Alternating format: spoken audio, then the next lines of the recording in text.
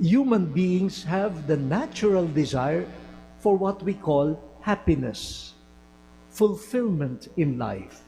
At the same time, human beings have the capacity to face challenges and difficulties.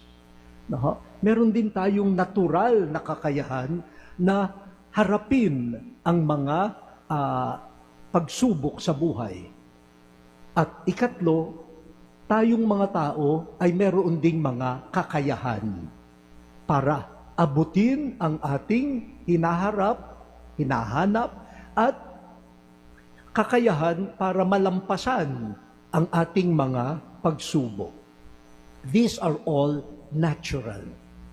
But Christian hope, by the gift of the Holy Spirit, purifies our quest for happiness, our capacity to withstand difficulties, and to use human resources and capacities.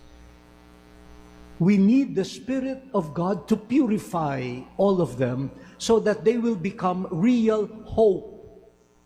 Kasi kapag hindi nilinis ng Diyos at iniayos yung ating mga hinahanap, baka hindi pag-asa ang mangyari.